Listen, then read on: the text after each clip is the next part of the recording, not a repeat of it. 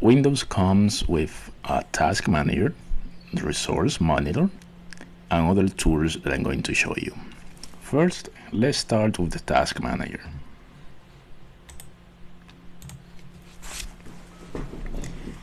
The task manager is a simple application but very powerful, where you can see all your programs, processes, and how much memory consumption those applications are using. Like for example, right now I'm using this application to record my screen. As you can see, the power usage by this app is highlighted with the orange color, which indicates it's consuming a very high power from my computer. As a result, my CPU, memory, and hard drive has some activity. So let's say if a user call complaining that the computer is really slow, right? So when you connect to the computer, if you are connecting remotely, or if you have the opportunity of going physically to the user, you open the task manager. So here you will see the list based on percentage, memory, disk, network, or graphical user interface, which is the from the GPU is the video card. So right now my top process that is consuming the higher CPU, you click on this tab and you will see is Filmora. I'm recording right now on the screen, and this is how I have these two higher processes. Let's say if you want to finish a task, how you can do this, like identify another process that is consuming a lot of resources. Let's say I want to finish any of these, like let me find WebEx. To finish WebEx, you just need to highlight it and hit this task here. It says end task, and the process should be finished automatically. So the process seems to be here yet. There are some processes that are persistent in the network, and just because you don't have the proper admin permission, you can finish this. Some of these processes belongs to the system and you cannot finish those two. Other processes belongs to Microsoft and you cannot finish those two.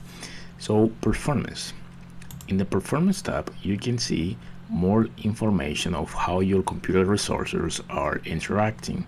So right now, if I hover the mouse over the CPU and click it, I can see more information about my CPU. So right now I was using the between 15% to 21% up to this speed. This is the information about my cache. This is my logical processors.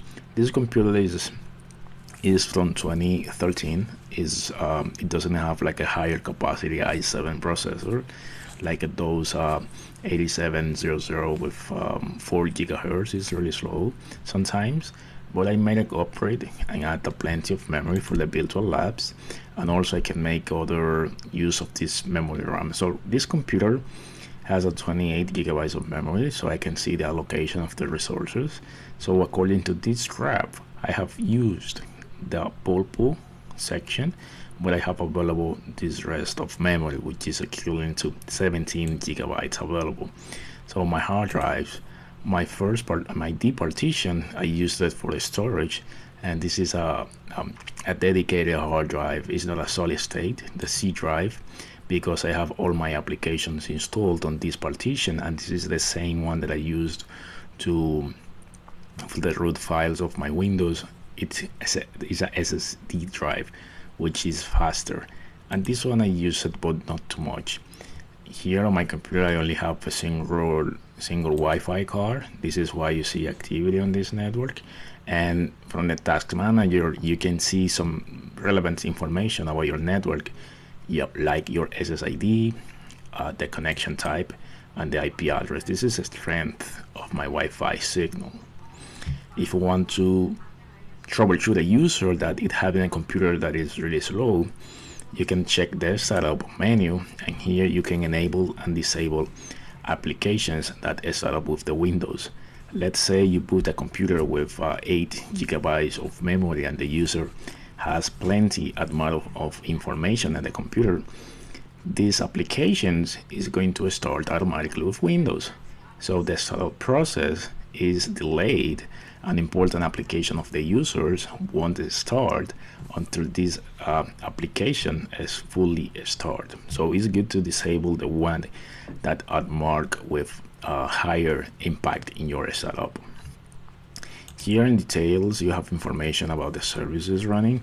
Some of those are running, others are disabled by me. And some of the services, these services are the services that are running right now. You can see here on the state, it says it's running. If you want to disable one of these services, you just need to make a right click, stop, restart. Other tool very useful to troubleshoot resources in the computer is the Open Resource Monitor. This tool is more like a monitoring system. This is an active monitoring system of your computer resources. So right now it's checking how much percentage of my CPU capacity is consuming based on these processes. Here I have my disk with all the applications that are running. You can view that is indicating how much reading per second is this processor doing, also writing. Here is my output, my network. So here you can see some of the addresses that I'm connected to. Some of those includes the DNS name, other just includes the IP addresses. And this is my memory consumption. This is the lower, I think, because I have a plenty amount of RAM of this computer. So if you want to see individual tabs like this little dashboard here, you just need to tap switching tabs between these tabs here at the top. And another tool that is very important is the one called Event Viewer. Event Viewer is found in every single Windows version, including the servers. Event Viewer allows you to collect information based on the systems, applications, security, and more. If you are looking into a server issue and for some reason the server crash, you can go into the System tab, into the System logs. Let's say you go into the System. And here you can view and find information very relevant and in response of what happened at what time. So if you have the time and when, you can start investigating into your network with another teams of what happened at that time that caused the system to crash. This is just the basic of these tools. There are more tools available in the market that you need to buy them, or they are free, but I prefer to troubleshoot sometimes with the basics that comes with the Windows, because I'm not exposed to any malware or security threat that I can infect the servers that I'm working with. Because as you know, Active Directory and the firewalls keep track of what user logged into the server at what time and what the person did. So you don't want to have some fingers pointing on you that you did something wrong on those servers, right?